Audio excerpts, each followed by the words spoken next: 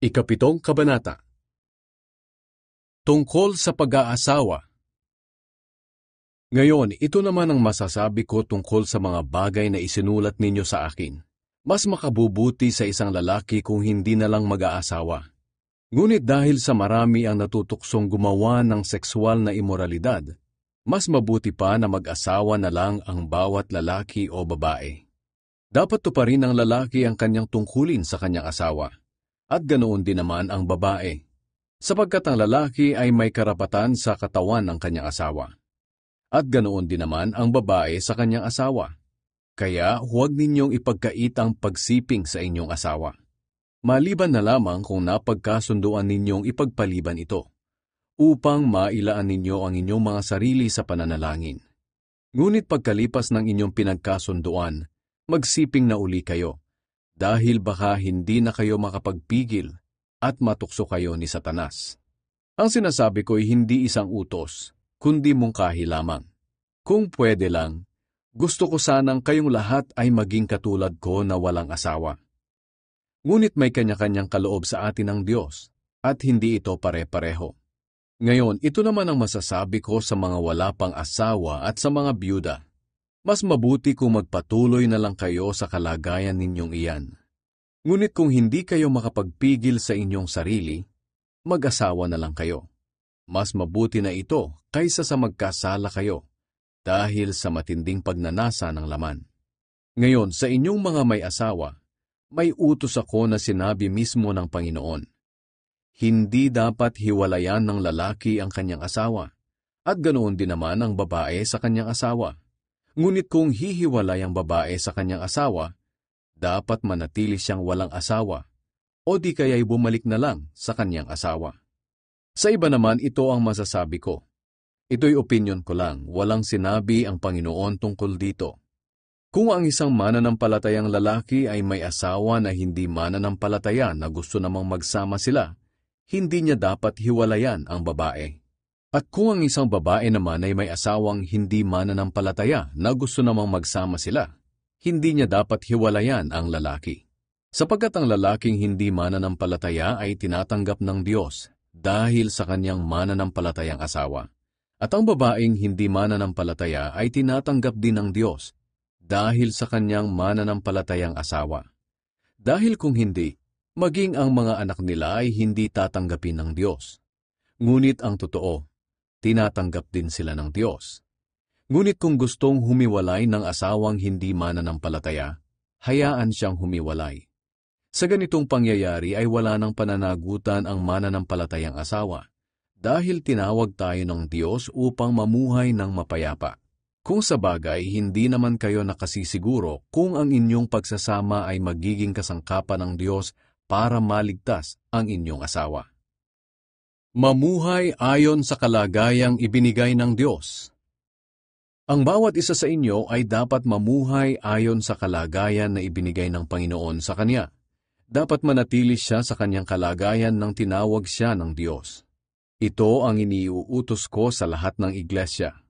Halimbawa, kung ang isang lalaki ay tuli nang siya'y tawagin ng Diyos, hindi na niya dapat baguhin ang kanyang kalagayan. At kung hindi pa siya tuli nang siya'y tawagin, hindi na niya kailangang magpatuli pa, sapagkat hindi mahalaga kung tuli ang isang lalaki o hindi. Ang mahalaga ay ang pagsunod sa mga utos ng Diyos.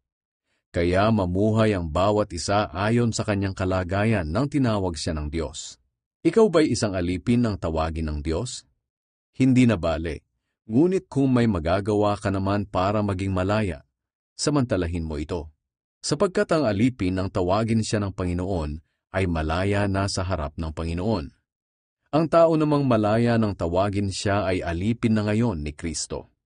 Binili kayo ng Diyos sa malaking halaga, kaya huwag kayong basta magpaalipin sa tao. Kaya nga mga kapatid, mamuhay ang bawat isa sa inyo ayon sa kanyang kalagayan nang tawagin siya ng Diyos. Tungkol sa mga walang asawa at mga byuda. Ngayon, tungkol naman sa mga walang asawa, wala akong utos mula sa Panginoon. Ngunit bilang isang mapagkakatiwalaan dahil sa awa ng Diyos, ito ang aking masasabi. Dahil sa mga kahirapan ngayon, Mas mabuti kung magpatuloy na lang kayo sa inyong kalagayan. Kaya kung ikaw ay may asawa na, huwag mong hihiwalayan ang iyong asawa. At kung ikaw naman ay wala pang asawa, mas mabuti na huwag ka na lang mag-asawa. Ngunit kung mag-asawa ka man, hindi ka nagkasala. At kung mag-asawa ang isang dalaga, hindi rin siya nagkasala. Kaya ko lang sinasabi sa mga wala pang asawa na manatili na lang na ganoon dahil gusto kong maiwasan nila ang mga hirap ng buhay may asawa. Ang ibig kong sabihin mga kapatid, maikli na lang ang natitirang panahon. Kaya ang mga may asawa ay dapat nang mamuhay na parang walang asawa. Ang mga umiiyak naman na parang hindi umiyak. Ang mga nagagalak na parang hindi nagagalak. At ang mga bumibili na parang hindi bumibili para sa sarili. Ang mga gumagamit ng mga bagay dito sa mundo ay hindi dapat mawili sa mga bagay na ito. Dahil ang mga bagay sa mundong ito ay lilipas. Gusto ko sanang maging malaya kayo sa mga alalahanin sa mundong ito. Kung ang isang lalaki ay walang asawa, ang pinagkakaabalahan niya ay ang mga gawain ng Panginoon at kung paano siya magiging kalugod-lugod sa kanya. Ngunit ang lalaking may asawa ay abala sa mga bagay dito sa mundo, kung paano niya mapapaligaya ang kanyang asawa. Dahil dito, hati ang kanyang isipan. Ganoon din naman sa mga babae. Kung ang isang babae walang asawa, ang pinagkakaabalahan niya ay ang paglilingkod sa Panginoon at nais niyang ilaan ang kanyang buong buhay sa paglilingkod sa Kanya. Ngunit ang babaeng may asawa ay abala sa mga bagay dito sa mundo, kung paano niya mapapaligaya ang kanyang asawa. Sinasabi ko lamang ito para sa inyong kabutihan. Hindi ko kayo pinagbabawalang mag-asawa. Gusto ko lamang hanggat maaari ay maging maayos at walang hadlang ang inyong paglilingkod sa Panginoon. Ngayon, tungkol naman sa mga magkasintahan.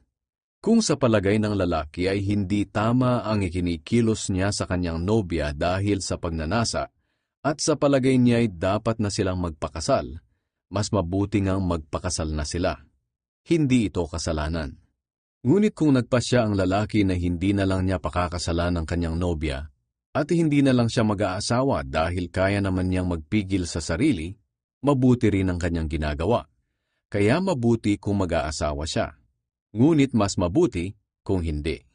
Ang babae nakatali sa kanyang asawa habang nabubuhay pa ito. Ngunit kung patay na ang kanyang asawa, maaari na siyang mag-asawa uli. Pero dapat sa isang mananampalataya.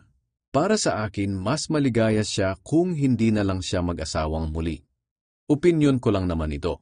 Ngunit sa tingin ko'y ito rin ang itinuturo ng Espiritu ng Diyos na nasa akin.